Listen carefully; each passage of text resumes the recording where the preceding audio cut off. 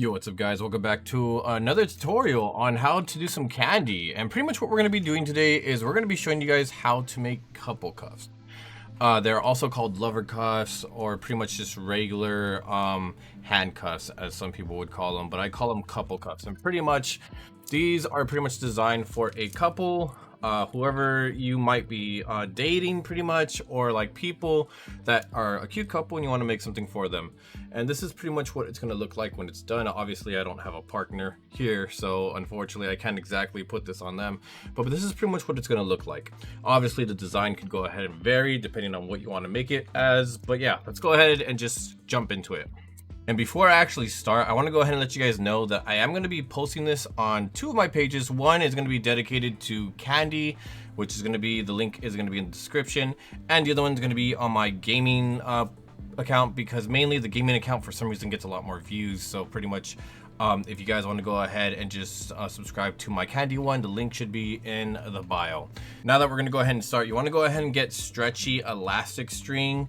This is the one that I use. I know I'm going to put this in all my videos because people always seem to be confused on what kind of string to get.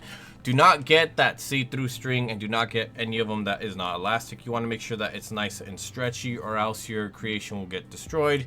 You want a pair of scissors. Obviously, you're gonna, optional for this one, you might want a container just to put your beads out. Some people like to put their beads on there. I do when I make big projects. I don't really think I'm gonna need it for this one though. And on top of that too, you need at least 2 different types of beads. Obviously I have a lot more here on the side that you guys can't see, but yeah. Now let's go ahead and just jump into the creation of it. So when you go ahead and start making these, you have to go ahead and just think of your wrist size for Kandi. For example, my wrist is a 32 due to the fact that it's a 32, and Kandi, like beaded around, I'm gonna go ahead and make my side anywhere from a 34 to about a 38, just because I want to make sure I have a little bit of a gap, because obviously it's a 32 right here, but it's not a 32 over here, and this is probably gonna be a bigger piece. And so right here I do have a total of 38. My wrist size is a 32, but I made it a 38 just to make it give me a little bit more leverage. And you're pretty much going to go ahead and tie it just like you would a normal cuff, and just make sure that you have like a little bit of slack to it as well. And I went ahead and give it a triple knot because I would rather it be secured than not. Pretty much what you're gonna end up doing is just making this like a normal cuff. Obviously it's gonna be pretty easy to do, but the real tedious part is just kind of just going through it, and mainly just trying to get to the midpoint. When you're halfway through the cuff, that's where you want to go ahead and stop. Another thing I should probably mention, which I'm not 100% sure if I mentioned it or not, but make sure to give yourself enough slack when you do it during the first one and the second one. And obviously it's going to look like this. It's going to kind of look like it's going up in the air, but when you go ahead and put more beads on it, pretty much it will start to stand up. And I'm going to go ahead and see if I could get enough on there so you guys can see it standing. I think the 4 I have right now should be enough. But yeah, this is pretty much what it's going to look like on this side once it starts to stand up, compared to it like all like looking like a sun.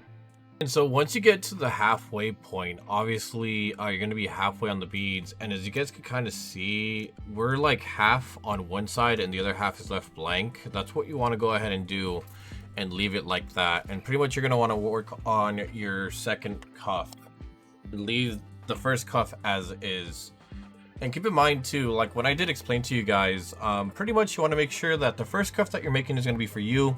Make sure it's going to be your wrist size plus about 4 to 8, just to be nice and safe. And then after that, when you make the second cuff, you got to think about the person you're giving it to. Are they a big, do they have a big wrist size? Do they have a small wrist size? And if they do have a small wrist size, just go ahead and go with the same thing. Try to figure out what the wrist size is, whether it's like a 32, it could be a 40, it could be literally a 28, and then go ahead and just add 4 to 8 from the total. And just like the last cuff too, you're gonna go until you get to the halfway point of actually finishing the cuff. And so pretty much once you finish the second one, you're pretty much gonna go ahead and do the mid part. Obviously this is probably going to be one of the more complicated steps to this, because you kind of have to find the right amount of space that you want. Like for example, this one has a total of 2 outlines, and pretty much when I say outlines, each one's connected by a black dot. I don't know if you guys could see that. I feel like you guys can't. But pretty much we have one here, one here, one here, and we have two outlines right here connecting the both. And so pretty much this is going to be the one where you guys kind of decide what you guys actually want to put. Usually what I like to do is I like to put about like 2 to about 5 in total. I think this one we're going to go ahead and use 5. Usually you want to put 5 beads in between each one, but I don't really exactly have another color in here that I've used. Kind of like this one, how there's like multiple different types of colors. So I think I'm going to go ahead and potentially do a total of 6 per shift. And this is going to be 1. And so right here, I do have a total of 5. 1, 2, 3, 4, 5 different sets. And when you're done right here, right, you're going to want to top it off with whatever your ending bead is. For mine, it's going to be black, as you guys can see, black, black, black, black. And pretty much the ending bead usually corresponds to the ones that kind of outline the entire design. For example, the black outline right here on this little heart. And once you're here, this is where it's going to get a little tricky. You're going to go ahead and tie it to right here where you just pretty much stopped completely doing it. And you know how you go over, under on the beads, like for example right here, it's over, under, over. You're going to go under the starting bead, which is going to be this one right here. I'm going to put it in if it lets me. Oh my, there we go. And then you're just going to go ahead and pull. And then right there, you do have the end result of pretty much the entire set. And you're going to have 2 strings coming out of it, but don't even worry about it. From here on, you're just going to continue the pattern on this blue one for 1 set, and then you'll go ahead and work on this side after. So let me go ahead and finish this real quickly. So pretty much once you finish the row, right, it's going to pretty much hold steady like this. And once you do that, now you can go ahead and work on the opposite side on pretty much the bigger one, the one that was meant for me. For you guys, it'll probably be meant for you because usually you start off with your own wrist. And for this one, you're going to do the exact same pattern, just opposite, but instead of you adding a new black bead, you're going to go in through the black bead, or for you guys, just whichever is your holding point. So I'm going to go through this one right here, pull the string, and I'm going to go ahead and make the exact same 6 total beads there, but I'm just going to do the opposite colors just because I wasn't exactly using too many different colors, so I'm going to be a little bit creative with this.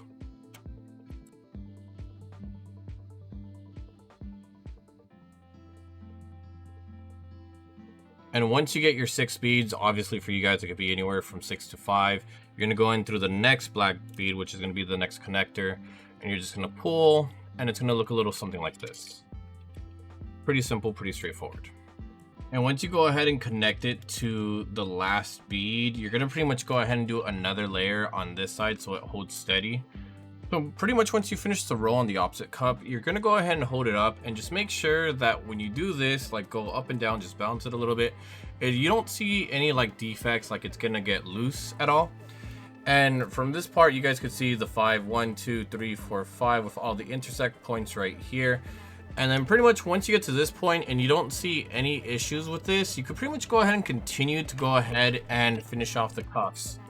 When you finish it, this is what it's going to look like. Final product right here. A little bit longer than the original one I made, but pretty much this is it. And definitely when you go ahead and put it on, you can put it on any arm. Just make sure that it's able to fit. This one's a little bit more on a tighter fit because my hand's a little bit wider than my actual wrist is, and right here, but it does fit. And so I'm gonna just go ahead and go over everything once again, just so you guys kind of have everything set up. Pretty much you guys want to make sure you guys have elastical string, because this is going to be a very major part, because when you walk through the crowd, this middle part can break, but if it's elastic, it won't break as easy.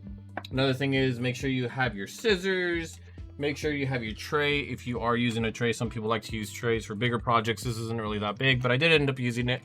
And make sure to have beads. On top of that too, when you go ahead and start the project, remember to go halfways on the cuff. Once you get to the halfway point, you're gonna go ahead and pretty much make your little wire. And I'm not even sure if I can make this. Yeah, let's see if I could show you guys how this goes.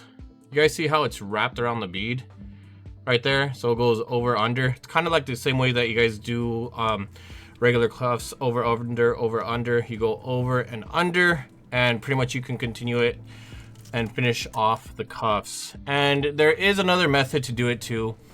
It's a safer method. It's not really one that I do because I find that the safer method usually breaks a lot more, but the cuffs will stay intact if you use the safer methods. Is if you do the 2 cuffs and then you just add the string after. But pretty much when you do that, the string for some reason has a higher tendency of breaking, like right here. Like if the party moves too far away from each other, then unfortunately it will break. But usually it doesn't break like this for some reason. I'm not even sure why. But yeah, that's pretty much how you do it, guys. Anyways, thank you so much for watching. I really do appreciate it. And we'll see you guys on the next one. So then, take care.